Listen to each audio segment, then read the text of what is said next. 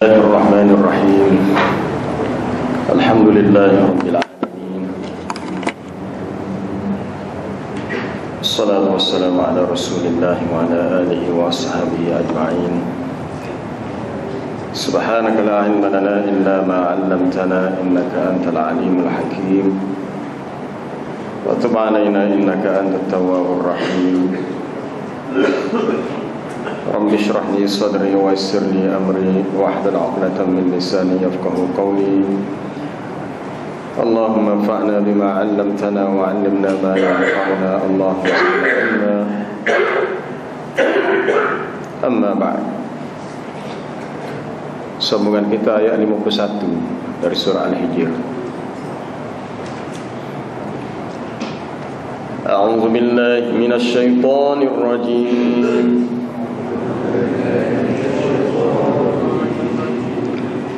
Bismillahirrahmanirrahim. Wa nabbi'hum 'an dhayfi Ibrahim.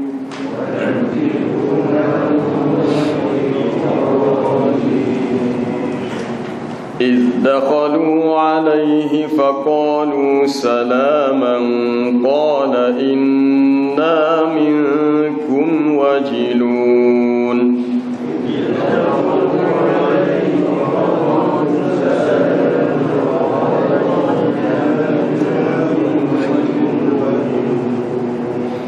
قالوا لا توجل إنا نبشرك بغلام عليم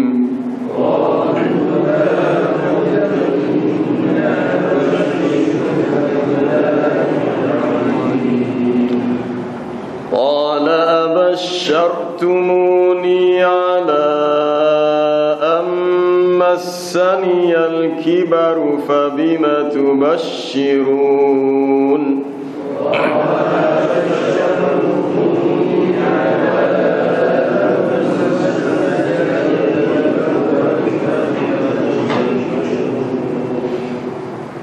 قالوا بشرناك بالحق فلا تكن من القانطين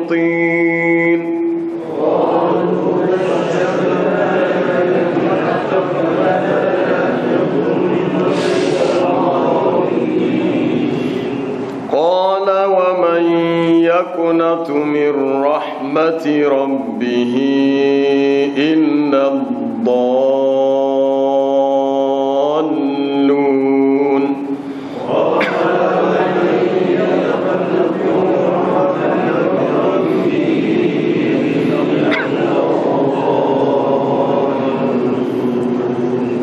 قال فما خطبكم أيها المرسلون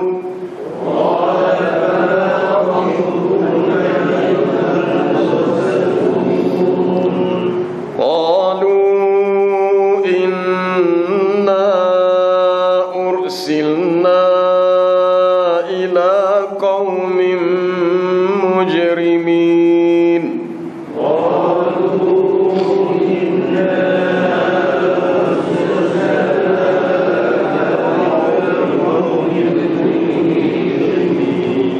إلا آل لوط إنا لمنجوهم أجمعين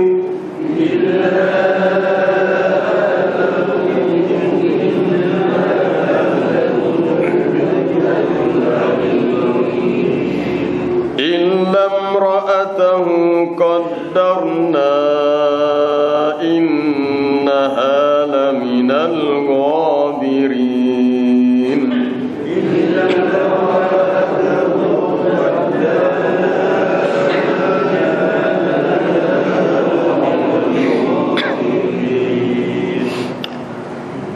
وَنَبِّئْهُمْ عَنْ ضَيْفِ إِبْرَاهِيمَ. Dan khabarkan kepada mereka tentang kisah tetamu Nabi Ibrahim. إِذْ دَخَلُوا عَلَيْهِ فَقَالُوا سَلَامًا قَالَ إِنَّا مِنْكُمْ وَجِلُونَ.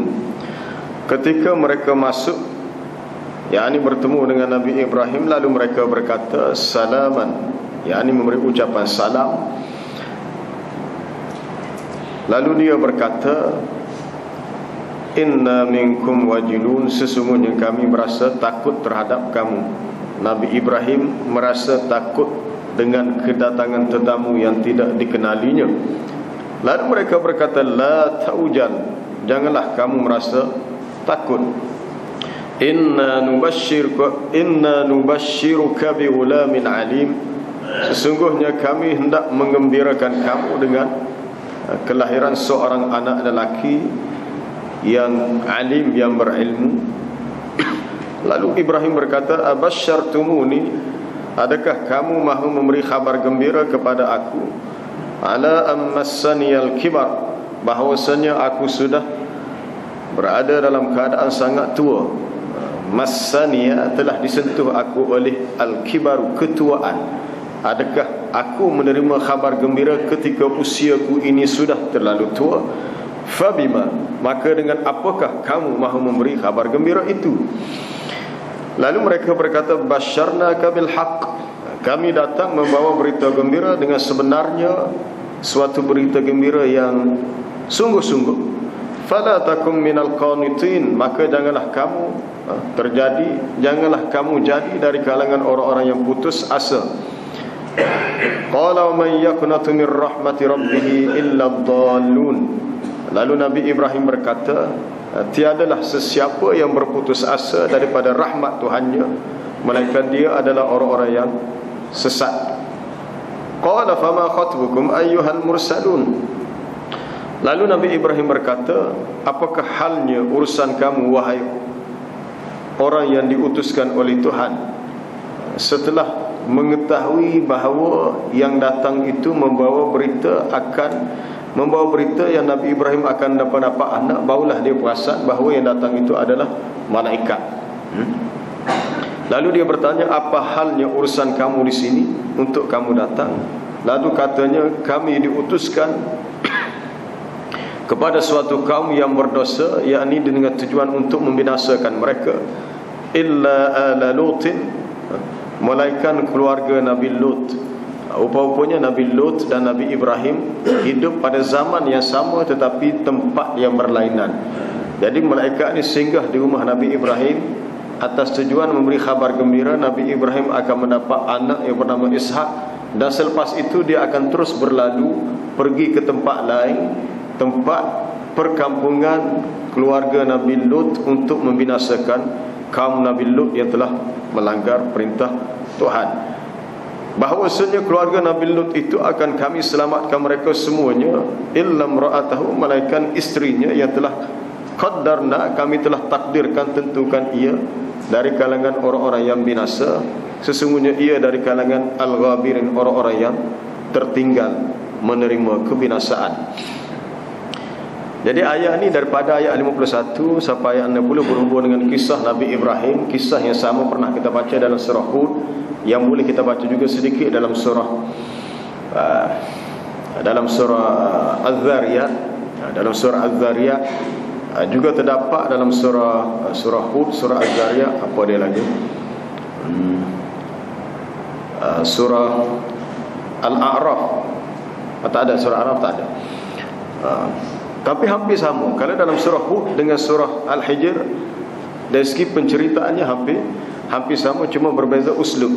Wa nabbi'hum, jumlah ini adalah jumlah ma'tufah. Kalau sebelumnya nabbi' ibadi anni anal ghafurur rahim, khabarkan kepada aku, khabarkan kepada hamba-Ku, ya Muhammad, kamu khabarkan kepada hamba-Ku bahwasanya aku ni Tuhan yang bersifat al-ghafurur rahim. Maka datang pula ayat selepas dia dengan gaya bahasa yang sama, wa nabbi'hum, khabarkan kepada mereka dengan kisah daif, tetamu. Sudah menjadi kebiasaan orang Arab ad-diyafah, ketetamuan. Sebab itu dalam Islam bila kita menerima kunjungan seseorang, ad-diyafah thalathatu ayyam, Nabi menyebut tetamu itu ada hak untuk berada di rumah kita 3 hari. Kalau lebih itu terpulang kepada kita, sama ada kita suruh dia balik atau kita nak lanjut. Tapi biasanya ad-diyafah 3 hari. Tetamu datang membawa rahmat, membawa kebaikan. Sebab itu salah satu perkara yang ajar dalam agama ialah ikramud dhaif, memuliakan tetamu. Man kana yu'minu billahi wal yawmil akhir falyukrim dhaifahu. Sesiapa yang beriman kepada Allah dan hari akhirat, hendaklah dia memuliakan, meraihkan tetamunya. Walaupun kita mengatakan tetamu ini tidak diundang, kadang-kadang tetamu ni mari kita tak panggil pun, tetapi atas nama dia tetamu, kalau rasa berhak boleh terima, terimalah dia mari, sama ada dia mari sebentar atau mari untuk bermalam. Dhaif, tetamu. Dalam Islam, memuliakan tetamu sesuatu yang mulia, bahkan menjadi tradisi zaman jahiliah. Orang-orang Arab di zaman jahiliah juga memuliakan tetamu. Nilai-nilai positif yang masih ada dalam masyarakat jahiliah, walaupun bukan semuanya jahat, ada juga yang baik, seperti ikramud dhaif, memuliakan tetamu.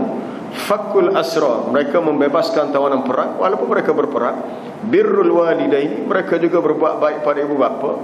Mereka juga musa'adatul muhtaj, menolong orang-orang yang memerlukan. Tapi salah satu nilai positif yang ada dalam masyarakat jahiliah, ikramud dhaif. Mungkin ia adalah rentetan daripada kisah Nabi terdahulu, termasuk yang berlaku kepada Nabi Ibrahim. Nabi Ibrahim menerima kunjungan tetamu yang sebenarnya dia tak kenal. Dalam surah dalam surah Az-Zariyat, hal ataka hadithu dhaifi Ibrahim al-mukramin idh dakhalu alaihi faqalu salaman qala salamun qaumun munkarun. Tidakkah telah datang kepada kamu ya Muhammad tentang kisah tetamu Nabi Ibrahim yang mulia, ketika mereka masuk bertemu dengan Nabi Ibrahim, lalu mereka memberi ucapan salam. Ucapan salam itu dijawab oleh Nabi Ibrahim, dan yang datang itu satu qaumun munkarun, satu golongan manusia yang tidak dikenali. Nabi Ibrahim tak kenal, sebab tetamu ni mari dengan rupa manusia. Malaikat tidak mari dengan rupa malaikat, dengan rupa manusia. Bila dia mari rupa manusia dan Nabi Ibrahim tak kenal, timbullah perasaan takut seperti yang disebut dalam ayat ini. Cuma dalam surah Az-Zariyat dinyatakan Nabi Ibrahim sebagai tindakan memuliakan tetamu, dia menyuruh isterinya menyediakan makanan untuk tetamu. Dan makanan itu berupa bi'ijlin samin, ataupun dalam surah Hud bi'ijlin haniz, disediakan daging panggang anak lembu yang masih lembut, daging lembut. Dan dia pun tak sedar bahawasanya tetamu ni malaikat, kecuali setelah diperhatikan tetamu itu tidak jamu makanan. Nak setuju mana malaikat dia bukan bisa jenis makan nasi, minum air, dia tidak makan, tidak minum. Maka timbul rasa takut, kenapa kamu tidak menyentuh makanan? Lepas tu baru dia tahu bahawa yang datang ini malaikat. Jadi seadanya Nabi Ibrahim pun tidak kenal yang tetamu itu malaikat kerana datang dengan rupa manusia. Kita lebih-lebih lagi. Kita lebih-lebih lagi. Mana tahu kita mari masjid, nampak orang duduk perhati kita, nampak orang rupanya itu adalah Malakul Maut, tunggu masa nak menyawa kita. Kita pun kenali. Kadang-kadang takut juga kalau kita duduk di Mekah, di Madinah, nampak pelik ada orang duduk perhati kita, pergi bila air pun nampak ada ni, kita pun kenali. Kok ni Malakul Maut nak cabut nyawa, dia mari dengan rupa manusia, siapa tahu. Kita pun tak sedar duduk. Idh dakhalu alaihi, ketika dia masuk bertemu dengannya, lalu dia memberi salam. Faqalu salaman. Ucapan yang paling baik sesama hamba Allah, sama ada dari kalangan manusia ataupun malaikat, adalah salam. Malaikat bertemu Nabi Ibrahim pun faqalu salama. Ucapan ahli syurga, tahiyyatuhum yawma yalqawnahu salam, la yasma'una fiha lawan wala ta'thiman illa qilan salaman salama. Ucapan ahli syurga hanyalah salam. Malaikat datang bertemu Nabi Ibrahim, salam. Salah satu perkara yang akan berlaku di akhir zaman, dikhabarkan oleh Nabi SAW, apabila dunia hampir kiamat, ucapan salam hanya diberikan kepada orang yang dikenali, yang disebut taslimul khassah. Sebab itu di antara sifat Islam yang paling baik, apabila ditanya apakah sifat Muslim yang baik, sifat Muslim yang baik ialah salah satu disebut ialah kamu memberi salam ala man arafta wa man lam ta'rif, sama ada terhadap orang yang kamu kenal ataupun orang yang tidak kamu kenal. Malaikat ada kenal Nabi Ibrahim, tapi menjadi suatu Apa dia? Menjadi suatu kebiasaan yang dilakukan oleh para malaikat, iaitu salam. Faqalu salama, lalu dia berkata salam sejahtera ke atas kamu. Dan Nabi Ibrahim berkata, inna minkum wajilun, kami merasa takut terhadap kamu. Takut. Kenapa digunakan wajilun? Wajilun. Wajilah, wajilun ni takut yang berupa gerung. Takut yang amat sangat. Biasanya perkataan wajilah, wajilun hanya digunakan dalam keadaan menggambarkan takut yang amat sangat, seperti rahiban, rahbatan, gerung, rasa gerung dan takut. Dia sama seperti orang yang musyfikin, rasa gerung yang amat sangat. Allah Ta'ala menggambarkan dalam surah Al-Mu'minun, innal ladzina hum min khasyati rabbihim musyfikun, innal ladzina hum bi ayati rabbihim yu'minun, innal ladzina hum bi rabbihim la yusyrikun, wal ladzina yu'tuna ma ataw wa qulubuhum wajilah. Wal ladzina yu'tuna ma ataw, orang-orang yang memberikan harta yang telah diberikan kepadanya dan hati mereka berada dalam keadaan wajilatun, sangat gerung, sangat takut. Annahum ila rabbihim raji'un, bahawa mereka akan kembali kepada Tuhan mereka. Wajilun, takut ya amat sangat takut, dengan sebab tetamu itu tidak dikenali. Boleh jadi orang ini berniat baik, boleh jadi berniat jahat. Biasa kita kalau mari tetamu yang tidak kita kenali, kita jadi boleh percaya pada kita pun rasa sepasalah. Bila dia pergi kita pun rasa lega. Tapi kalau tetamu itu sudah dikenali, tak apa. Sebab manusia ni macam-macam pasang, ada yang baik, ada yang jahat, dan kita tidak boleh membaca niat dalam hati manusia. Kalau yang baik, alhamdulillah. Tapi kalau ada niat jahat, maka timbullah perasaan takut. Lalu tetamu yang datang berkata, la taujan, jangan kamu merasa takut. Yani la takhaf wa la takhsha. La takhaf. Dalam surah Hud, lafaz dia datang dengan la takhaf, inna ursilna ila qaumi Lut, jangankah kamu merasa takut, sesungguhnya kami diutuskan untuk membinasakan kaum Lut.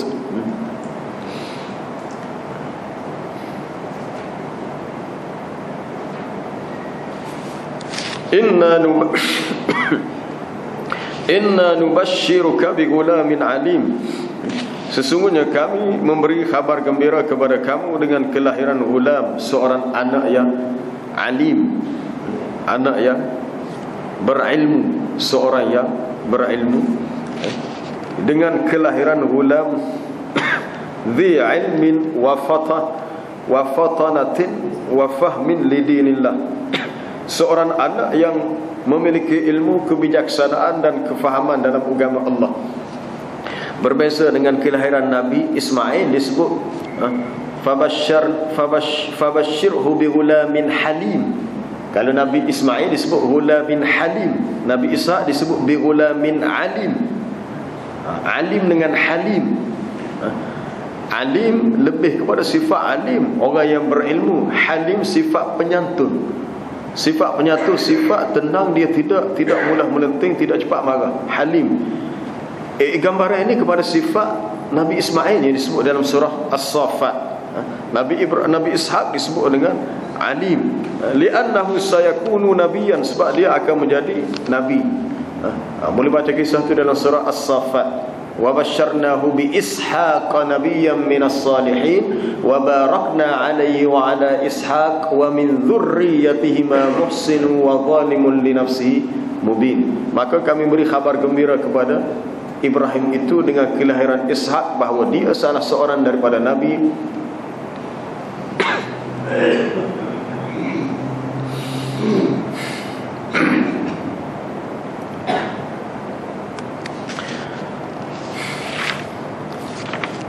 Kemudian ditanya, qala abasyartumuni, adakah kamu mahu memberi kabar gembira kepada aku? Soalan ini bagi dia betul takjub. Abasyartumuni, adakah munasabah kamu nak membawa satu khabar gembira yang aku rasa tidak logik, bahawa aku akan mendapat seorang anak sebab aku sudah terlalu tua. Ana ammassaniyal kibar, Bahasa Arab ni kalau silap baca baris dia berubah makna. Al-kibru takabur, tapi al-kibaru seorang yang sangat tua. Wa qadha rabbuka alla ta'budu illa iyyahu wa bil walidaini ihsana imma yablughanna 'indakal kibara. Al-kibar, kibar maknanya tua. Sama ada datanglah ketuaan itu kepada salah seorang ibu bapa ataupun kilahuma, kedua-duanya. Al-kibar tua, tapi al-kibr merujuk bersifat takabur.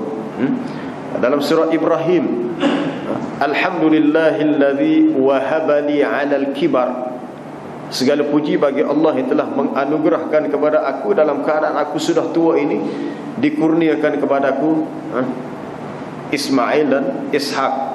Alhamdulillahillazi wahabali 'alal kibar Ismail wa Ishaq. Lalu dia bertanya, abasyartumuni, kamu nak beri khabar gembira? Persoalan ini mari dia berbentuk ta'ajub, disebabkan keadaannya sudah terlalu tua dan isterinya juga tua.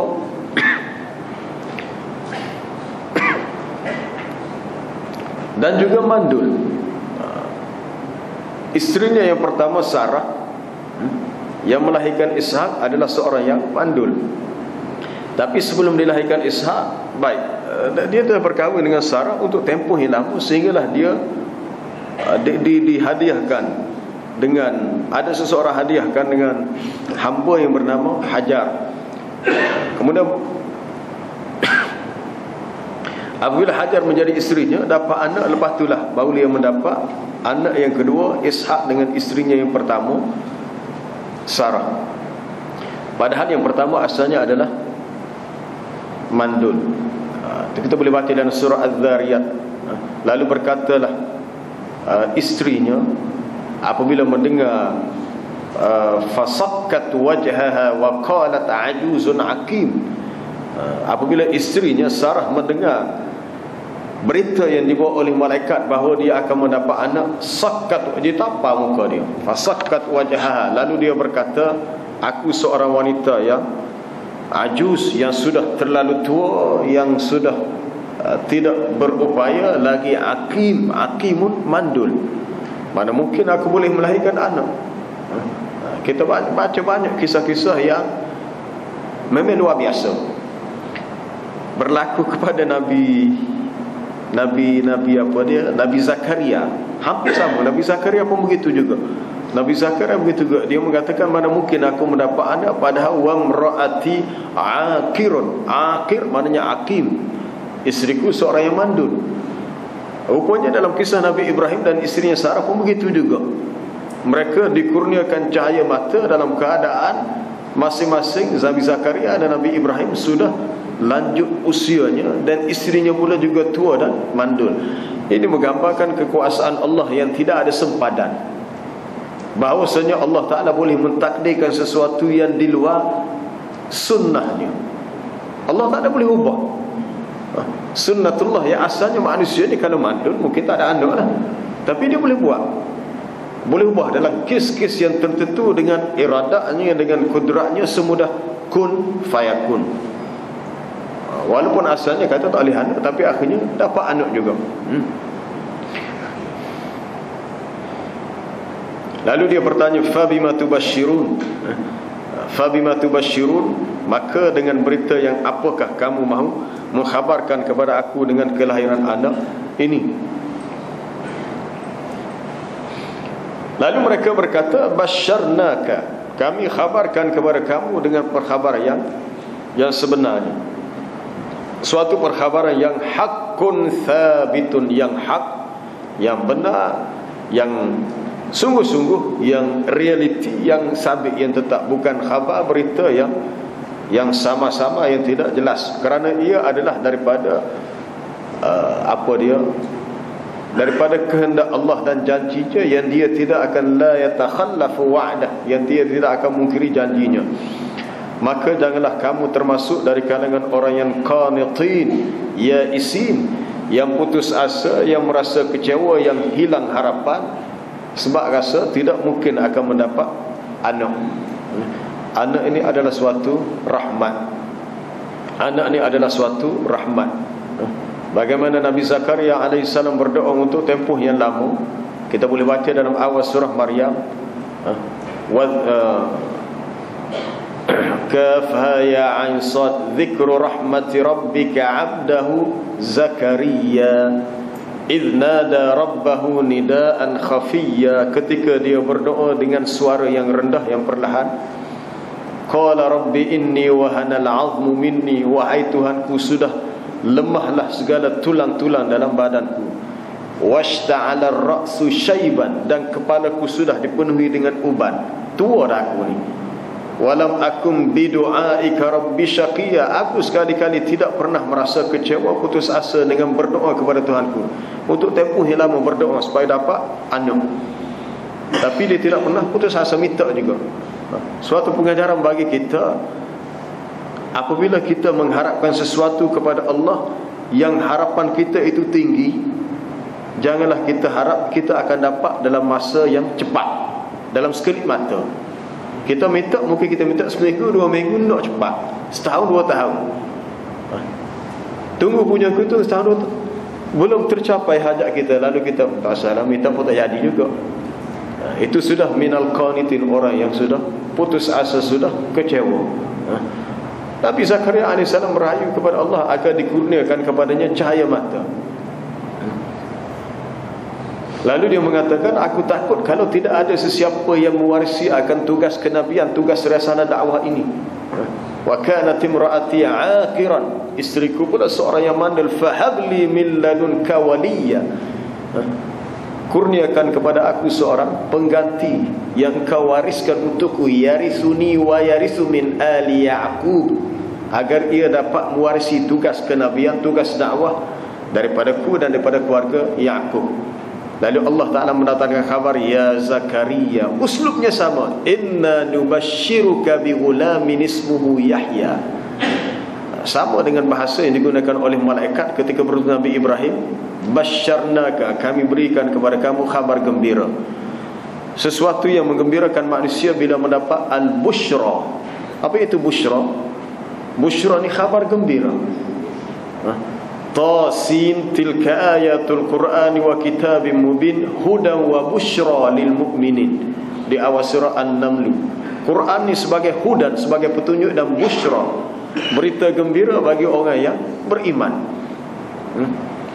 Berita gembira bagi orang yang beriman.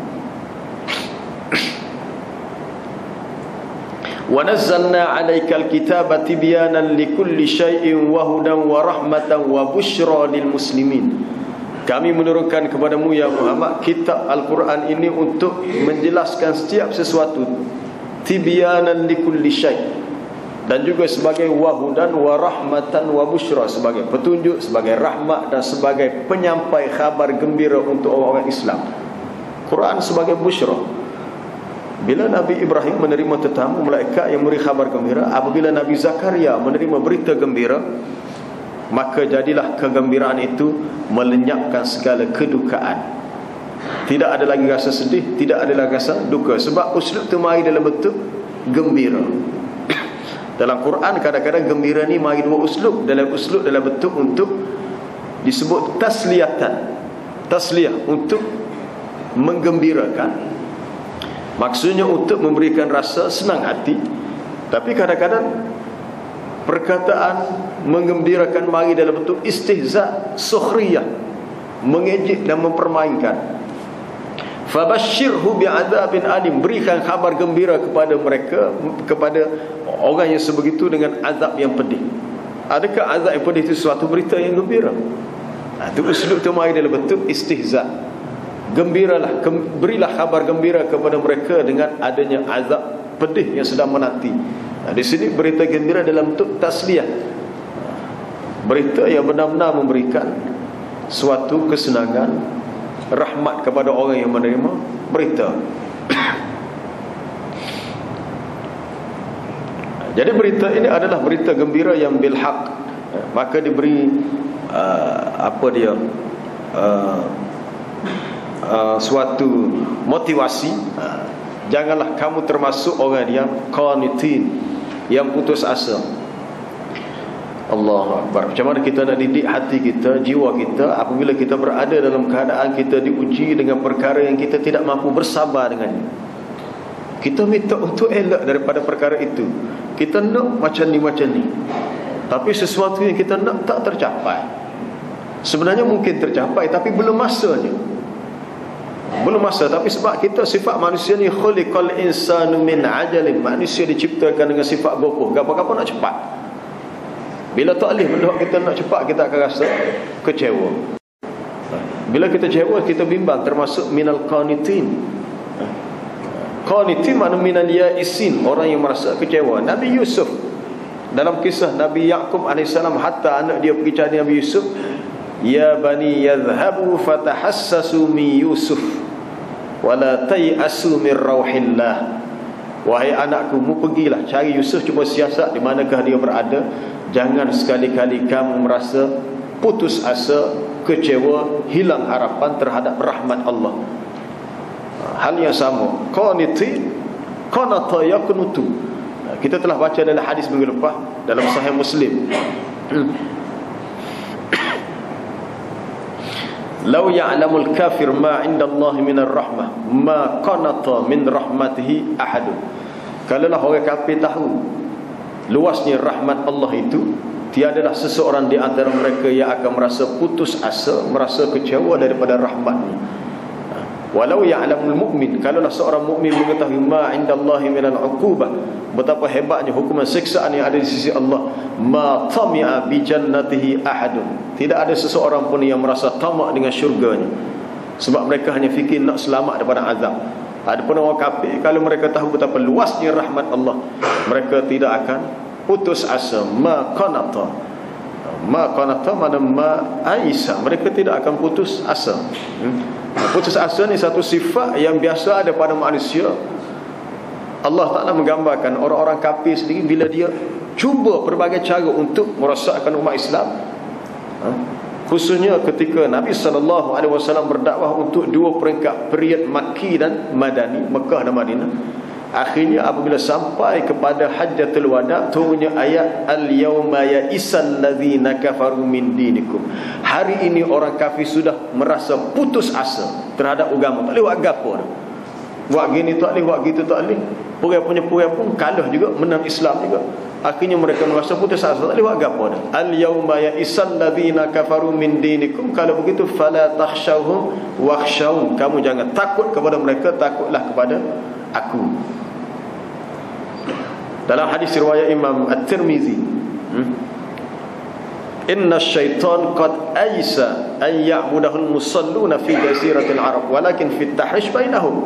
Sesungguhnya syaitan sudah merasa putus asa. Syaitan merasa putus asa, merasa kecewa, tidak ada harapan untuk menyesatkan al-musallun, maknanya al-muslimun, orang-orang Islam yang menunaikan salat di jaziratul Arab, di semenanjung tanah Arab. Syaitan merasakan tidak ada peluang untuk dia menyesatkan manusia, tetapi dia akan menggunakan kaedah tahrish. Tahrish akan menimbulkan sesuatu yang menyebabkan mereka akan berpecah. Dia akan guna cara lain, walaupun untuk sesak secara sekaligus mungkin payah, dia akan menggunakan cara lain. Tapi yang pentingnya manusia akan lari daripada agama Allah. Itu dia punya tipu helah syaitan yang sangat licik. Maka di sini penting bagi kita, jangan sekali-kali kita merasa putus asa. Kita akan terus mencuba dan mencuba, akan terus meminta dan meminta. Jangan putus asa, ataupun jangan rasa cepat kecewa. Kisah Nabi Ibrahim ini satu kisah yang sangat hebat, sebab tak habis-habis diuji. Ujian yang bersilih ganti, sehingga kita apabila membacanya terasa bahawa kisah ini sangat memberi pengaruh yang besar kepada jiwa. Semenjak daripada kecil, usia remaja, berdakwah sehingga dibakar dalam api, diuji, berkahwin untuk tempoh yang lama, umur dah mencecah lebih 50, 60 dah, masih belum dapat anak. Sehinggalah dia berkahwin dengan Hajar, dapat Ismail. Pak Ismail dapat pula Ishak. Tapi lokasinya berlainan. Lepas tu dia minta pula untuk berpisah dengan isterinya Hajar dan Ismail. Pak Ismail membesar, suruh sembelih pula dalam peristiwa korban. Lepas tu diberi perintah untuk bina Kaabah pula. Allah, pada suatu ujian yang banyak. Wa idz batala Ibrahim rabbuhu bikalimatin fa'atammahunna. Dan ingatlah ketika Tuhan kamu menguji Nabi Ibrahim dengan beberapa kalimat, perintah-perintah, tetapi dia berjaya menyempurnakan perintah. Maka dengan sebab itu Nabi SAW bersabda, sesungguhnya Allah Ta'ala, innallaha qad ittakhadha Ibrahim khalilan kama ittakhadhani khalilan. Sesungguhnya Allah Ta'ala telah menjadikan Ibrahim sebagai khalil. Khalil sebagai kekasih yang sangat rapat dengannya, sebagaimana dia menjadikan aku juga kekasihnya. Lau kuntu muttakhidan ahadan khalilan lattakhadhtu Aba Bakr. Kalaulah aku dibenarkan untuk mengambil seseorang menjadi kekasihku, sudah tentu aku akan jadikan Abu Bakar sebagai kekasihku. Tetapi Allah Ta'ala telah memilih aku sebagai khalilnya, sebagaimana dia telah menjadikan Ibrahim AS sebagai khalilnya. Pernah aku sebut sebelum ini, sebab apa dalam selawat kita pun, selawat yang afdal adalah selawat Ibrahimiyah. Apa dia selawat Ibrahimiyah? Allahumma salli ala Muhammad wa ala ali Muhammad kama sallaita ala Ibrahim wa ala ali Ibrahim innaka Hamidum Majid, wa barik ala Muhammad wa ala ali Muhammad kama barakta ala Ibrahim wa ala ali Ibrahim innaka Hamidum Majid. Kenapa disebut keluarga Ibrahim dan Ibrahim, tidak disebut nabi yang lain-lain? Selawat yang afdal selawat Ibrahimiyah. Kemudian mari macam-macam nama selawat tafrijiyah, selawat syifa, tak tahu puncanya mari mana. La aslalahu, tak tahu sumber mari mana. Kalau ada orang ajar selawat yang pelik-pelik, macam dia mari mana? Mari mana? Ada tengok satu buku tu 70 selawat terbaik. Kita pun fikir kalau 70 selawat terbaik, selain pada selawat 70 ni tak baik dah. Selawat tu ke ibadat, mana ada tak baik pula ibadat, semua baik. Sepatutnya penulis tu dia kena peka dengan bahasa. Dia tak boleh guna 70 selawat terbaik, 70 selawat terpilih. Dia tak boleh kata terbaik sebab orang lain pun baik juga. Tapi persoalannya kalau benda tu adalah sesuatu yang warid datang daripada Nabi SAW, maka ianya sabit. Jadi masalahnya perkara itu tidak warid, tidak tarik, tak tahu mari mana. Kena ke musim-musim maulud gini banyak kita akan mendengar pelbagai bentuk selawat setengah tu, oh ni selawat ni hebat ni gini, fadilahnya gini. Kita kena cepat berfikir mari mana. Kita persoal sampai sekarang di zaman ilmu berkembang, kita nak ilmu secara fakta, hujjah. Rujukkannya mari mana. Jangan melihat ilmu tu daripada siapa yang menyampaikannya, daripada mana dia mengambil. Dia akan kata saya ambil dengan tok guru saya. Apa dalam dunia dia seorang tu tok guru. Kita tidak memperkecilkan sesiapa. Adakah seorang tu tok guru? Kita akan persoal bukan tok guru, soalnya adakah ia sesuatu yang benar. Sebab kaedah dalam agama sebagaimana disebut Imam Malik, kullu ahadin yu'khadhu aw yutraku min kalamihi. Setiap seorang manusia boleh kita ambil dan kita boleh kita tinggalkan, boleh kita buang perkataannya, kecuali al-ma'sum sallallahu alaihi wasallam, kecuali Nabi. Marilah orang hebat secara mana, tuan guru ke orang alim secara mana, tapi kalau yang dia nyatakan itu sesuatu yang tidak warid, tidak sabit daripada Nabi sallallahu alaihi wasallam, maka kita ada pilihan untuk kita sama ada an naruddahu atau an naqbalahu. Kita nak tolak pun boleh, kita nak terima pun boleh. Kecuali apa yang sahih, yang benar daripada Nabi sallallahu alaihi wasallam, maka kita kena terima. Baik, kembali kepada cerita Nabi Ibrahim. Lalu dia berkata, sesiapa yang berputus asa. Man di sini istifham ni mai bentuk nafi ni. Man ni sesiapa ni, tiadalah sesiapa yang ia berputus asa daripada rahmat Allah, melainkan dia adalah orang yang sesat, ad-dhalun. Salah satu contoh yang jelas adalah iblis laknatullah. Iblis makhluk yang telah putus asa daripada rahmat Allah. Tidak ada orang yang berputus asa daripada rahmat Allah kecuali dia adalah orang yang sesat. Maksud sesat di sini sebagaimana kata Nabi Yaqub ketika dia berpesan kepada anaknya, la tayasu mir rauhillah innahu la yayasu mir rauhillah illa alqaumul kafirun. sesungguhnya tidaklah yang putus asa daripada rahmat Allah kecuali mereka adalah kaum yang kafir. Maksud sesat di sini orang kafir. Illa dhalun, kecuali mereka itu adalah orang yang sesat. Jangan putus asa daripada rahmat Allah yang sangat luas, walau sebanyak mana dosa seseorang itu. Kerana rahmat Allah Ta'ala wasi'at kulla syai', luasnya meliputi setiap sesuatu yang tidak ada sempadan. Tidak ada sempadan. Selagi seseorang itu sentiasa berdoa, berharap, meminta kepada Allah, walaupun digambarkan dosanya sepenuh muka bumi, walaupun digambarkan dosanya siapa mencecah kaki langit. Kalau dosa itu boleh dirata ke atas muka bumi secara horizontal, mana penuh atas muka bumi. Tapi kalau dosa itu dikumpulkan hingga naik ke atas secara vertikal, menegak, tidak horizontal, tidak melintang, tidak mendatar, secara menegak, vertikal. Siapa kepada Nabi kata ananas sama, siapa mencecah apa dia awan di langit, maka Allah Ta'ala memberi jaminan dalam hadis kursi, ya bena Adam, wahai anak Adam, lau balagat dhunubuka ananas sama, kalau dosa kamu sudah mencecah sampai kepada puncak langit, thumma astaghfartani, kemudian kamu memohon ampun kepadaku, ghafartu laka ala ma kana minka wala ubali, aku akan ampunkan dosa kamu walau apa keadaanmu dan aku tidak akan peduli. Itu kata Allah dalam hadis kursi. Maka tidak ada sebab untuk seseorang itu berputus asa daripada rahmat Allah, kerana dia menghitung dosa-dosa lalu yang telah dilakukannya sangat banyak. Lalu dia merasakan mana mungkin dosa itu akan diampunkan. Padahal untuk Allah Ta'ala mengampunkan dosa selalu mudah.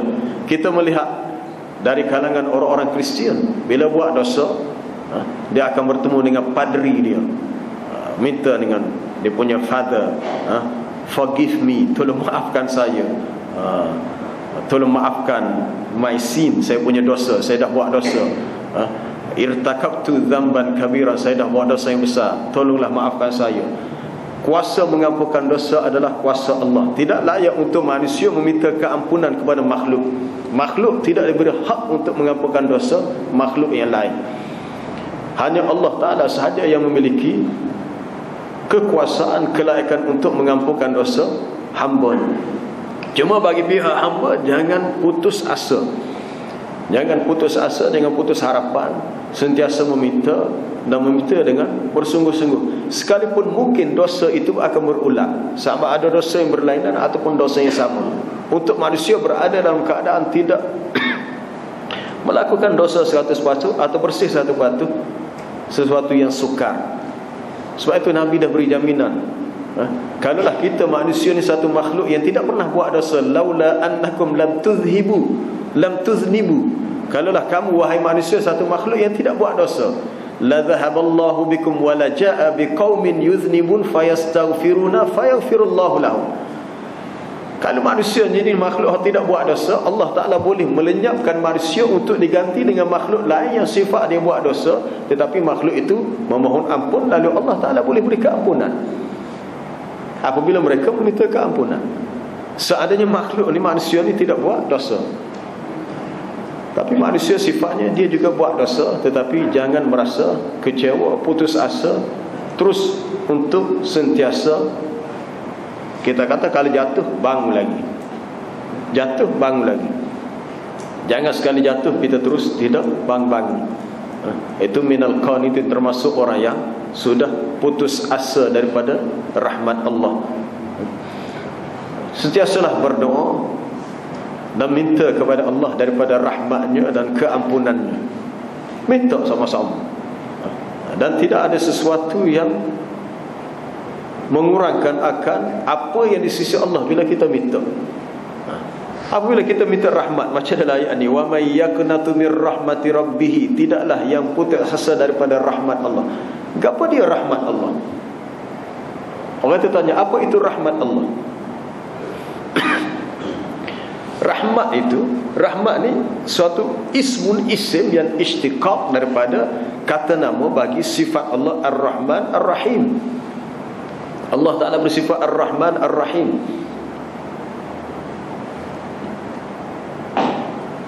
Apabila seseorang mengharapkan rahmat Allah dengan sebab dia melakukan dosa, seperti dalam perbincangan kita minggu lepas, bila timbul soalan berhubung dengan orang yang buat dosa dalam keadaan bijahalah, dalam keadaan jahil, tak tahu.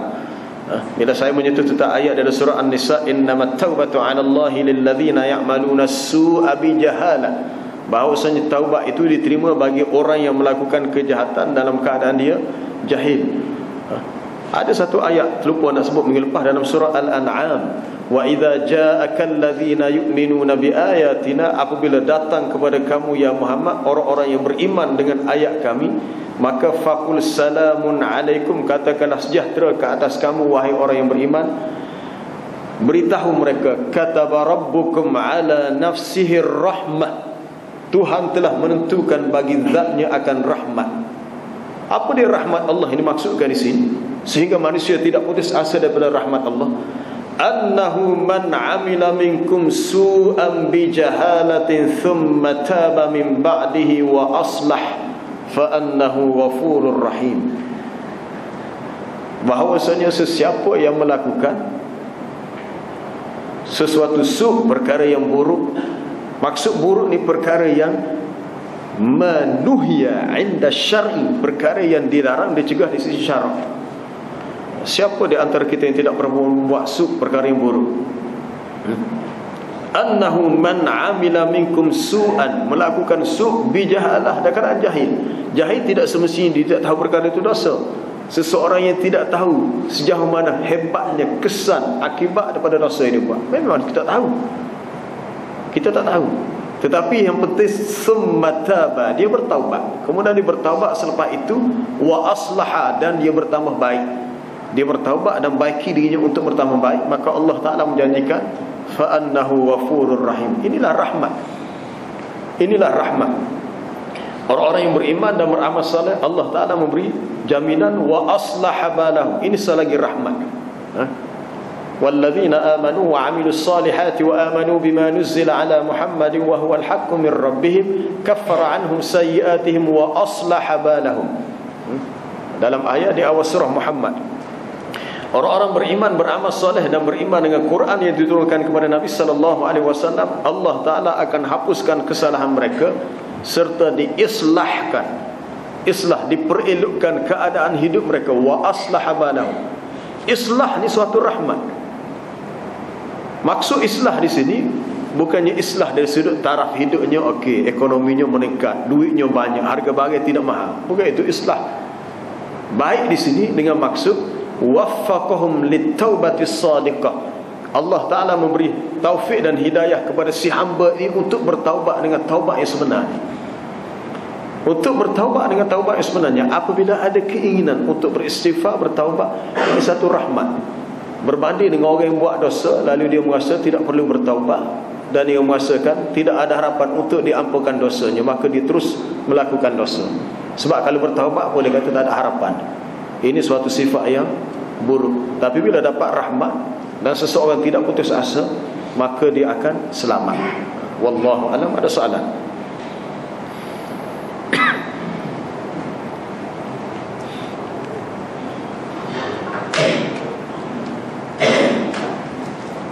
Ya. Ya.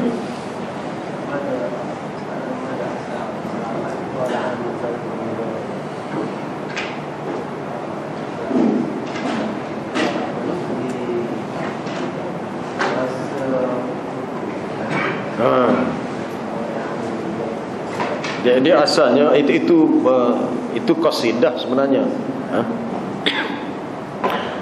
Tala'al badru alaina min thaniyatil wada'i, atau memai dengan asyraqal badru alaina fakhtafat minhul budis. Itu semua adalah lafaz-lafaz dalam bentuk qasidah. Qasidah dengan maksud kalam syair untuk puji Nabi sallallahu alaihi wasallam. Kalau kita mengitlakkan bahawa bacaan itu dalam bentuk selawat, itu suatu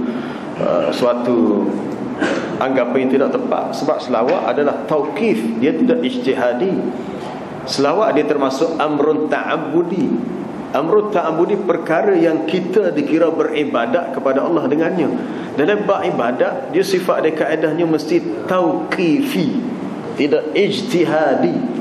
Tauqif makna sesuatu yang hanya terhenti setakat nas yang ada dalam Quran dan hadis tu.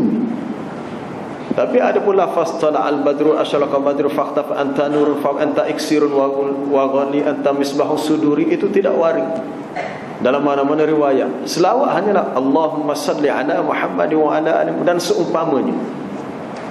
Dalam beberapa riwayat, bukan dalam Riyadhus Salihin, Al-Imam An-Nawawi hanya menggunakan sekitar 5 atau 6 riwayat selawat.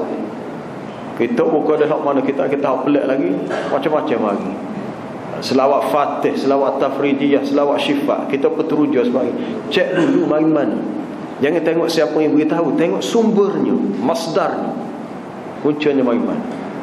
Tapi macam tadi, kalau kita nak buat terpulang kepada kita, tapi menamakan dia sebagai selawat, tak boleh. Itu tidak boleh, tidak sah dari segi syarak. Tapi bagi seorang nak buat tak ada masalah. Kita rasa benda tu, benda kita boleh bertolak asa, tak boleh balah, tak sibuk apa, tak apa, boleh juga. Kadang-kadang setengah orang tu dia kata tak sedap, tak ada selawat. Kita masih ada misconception, masih ada lagi salah tanggap. No. Masih ada salah faham tentang selawat. What is the meaning of selawat? Selawat untuk the Prophet sallallahu alaihi wasallam. Untuk ke Inggeris pula ada.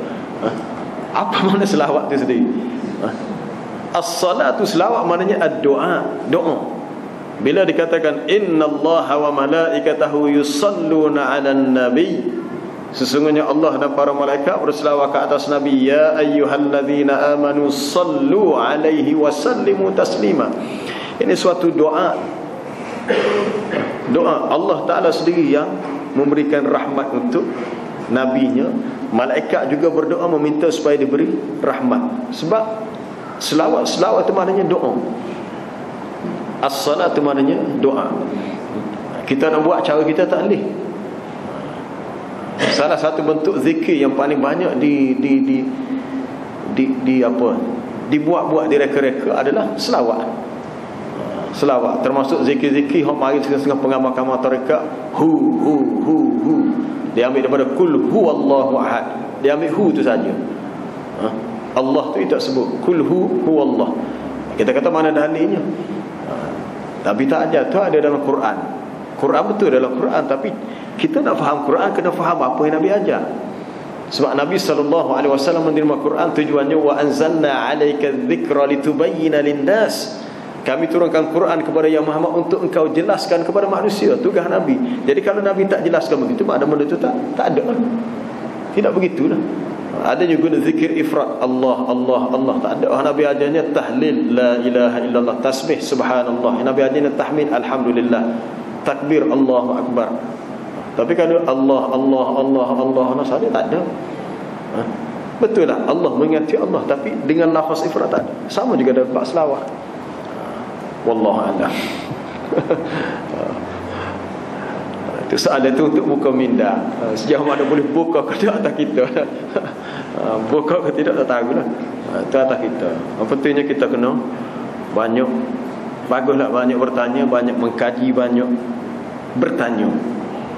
Zaman di mana dunia cepat berkembang ni, kita kena banyak bertanya, kena peka, kena prihatin, jangan cepat melatah, jangan cepat begitu dan begini. Kita kena steady, okey, tenang. Nampak gini, okey, mana satu? Kalau kita setuju dengan sesuatu, kita ada reason, kita ada alasan, kita ada sebab. Kita ada sebab. Jangan pula saya setuju sebab ni. Sebab pendapat ni Ustaz Badrul Hisham beritahu, saya pula dapat nama. Bukan dengan sebab saya. Dengan sebab apa yang saya sebut ada hujah. Kita jangan meletakkan setujunya kita dengan sesuatu atas personal orang tu. Sebab orang ni dia akan melahirkan satu sifat ta'assub. Tak boleh. Bahaya. Sebab manusia terdedah kepada, boleh jadi dia betul, imma musibun wa imma mukhtiun. Boleh jadi ada kala dia betul, jadi kala dia salah. Maka kita kata kita setuju dengan pandangan ini sebab lahu dalilun qawiyyun sarihun. Baginya ada dalil yang kuat lagi, jelas, sesat masalah. Adapun orang ni memang dia hebat, tetapi laisa lahu dalilun qawiyyun sarihun. Tidak ada bagi dia dalil yang kuat lagi sarih. Maka kita tidak pegang pendapatnya, walaupun dia seorang yang hebat. Itu cara kita menilai ilmu, dengan cara adil. Macam mana lagi? InsyaAllah kita boleh kembali sikit lagi. Kita sambung semula dengan ayat berikutnya minggu depan, InsyaAllah. Subhanakallah bihamdika asyhadu an la ilaha illa anta astaghfiruka wa atubu ilaik.